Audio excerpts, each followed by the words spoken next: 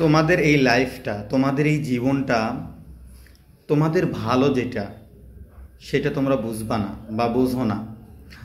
কারণ তোমাদের সবসময় মন মানসিকতা এমন থাকে যে আমার আজকের এই পড়াটা হয় নাই, তো স্যারটা যদি না আসতো, আজকে অমুক ক্লাসটা যদি না হতো, আজকে যদি ছুটিটা আগেই হতো, মাদ্রাসা যদি আগামীকাল বন্ধ থাকতো। মানে এক কথায় বলা যায়, তোমরা চাও কম পড়তে, পড়াশোনা কম করতে বা ফাঁকি দেওয়ার ধান্দায় তোমরা থাকো, আর টিচারেরা থাকে, শিক্ষকেরা থাকে তোমাদের জীবনকে সুন্দর করে দেওয়ার জন্য। তো জীবনে চলার জন্য বা তুমি যদি বড় কিছু হতে চাও, সফল হতে চাও, বা তোমার স্বপ্ন অনুযায়ী যদি সেই পর্যন্ত পৌঁছতে চাও, তাহলে একটা কাজ করা লাগবে, বা এই কাজটা যদি করতে পারো তাহলে তোমার জীবন এখন যেরকম আছে এর তুলনায় অনেক সুন্দর হবে, অনেক ভালো হবে। সেটা হলো তোমার লাইফে একজন গাইডলাইন মেনে নেওয়া, অর্থাৎ একজন মুরব্বিকে মানা, একজন অভিভাবককে মেনে চলা, তোমার সব বিষয়ে তার সাথে পরামর্শ করা যে আমার ইচ্ছা এমন, আমার আশা এমন, তো আমার এই অবস্থা চলতেছে, আমি কি করলে ভালো হবে, কেমন করলে ভালো হবে, সব বিষয় তোমাকে বুঝিয়ে দিবে, বলবে।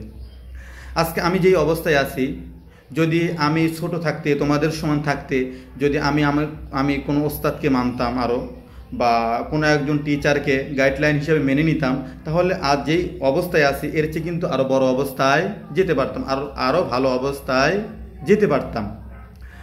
তোমাদেরকে একটা ঘটনা শোনাই। এক ছাত্র, সে লাইব্রেরিতে গেছে। তো লাইব্রেরিতে যাবার পরে সে অনেক বই দেখতে পাচ্ছে, সেখান থেকে অনেক সুন্দর একটা বই বের করছে।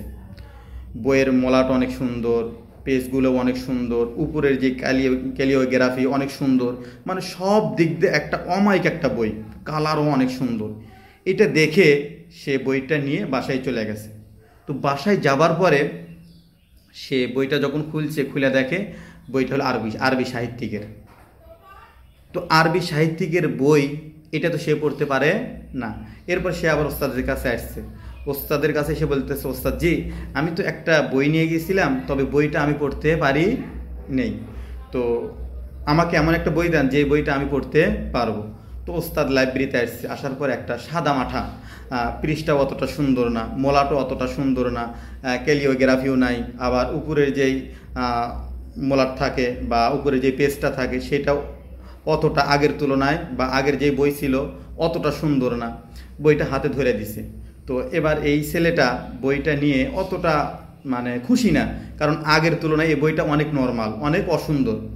তো এ কী করছে, এই বইটা বাসায় নিয়ে গেছে। নিয়ে যা যখন খোলে দেখে যে হ্যাঁ, এখানে আছে ছোট ছোট সুন্দর সুন্দর গল্প, ছোট ছোট ঘটনা। তো এই পুরো বইটা সে পড়ছে। পড়ার পর ওস্তাদকে এসে বলছে, ওস্তাদ জি, আগের যে বইটা আমি নিয়ে গেছিলাম সেটা আমি পড়তে পারি না, আর এটা যেটা নিয়ে গেছিলাম এটা পুরোটাই আমি বই পড়ছি। তো এই ঘটনা থেকে আমি তোমাদেরকে যেটা বলতে চাই সেটা হলো যে তুমি তোমার ভালোটা কখনোই বুঝবা না। তোমার ভালো বুঝবে তোমার টিচার, তোমার শিক্ষক, বা তুমি যাকে মানতে চাও, অভিভাবক। তুমি যদি একজন অভিভাবককে মানো তাহলে তোমার অনেক সমস্যার সমাধান হবে, হয়তো পারিবারিক বা আর্থিক। কথার কথা, অনেক সময় দেখা যায় যে আর্থিক সংকটের কারণে অনেক ছেলে মেয়ে কিন্তু ঝরে পড়ে যায়, লেখাপড়া হয় না। কেন?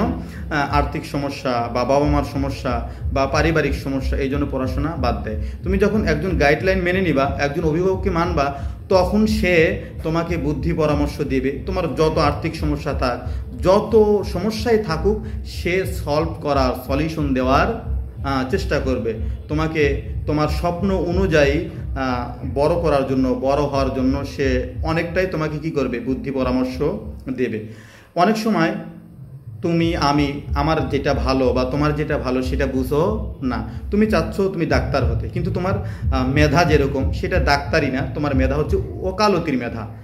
তো একজন অভিভাবক যখন মানবা বা একজন গাইডলাইন যখন মেনে নিবা, তখন তোমাকে দেখবে তোমার ভিতরে অনেক আশা, তুমি ডাক্তার হতে চাও, উকিল হতে চাও, বা তুমি আর অন্য কিছু হতে চাও।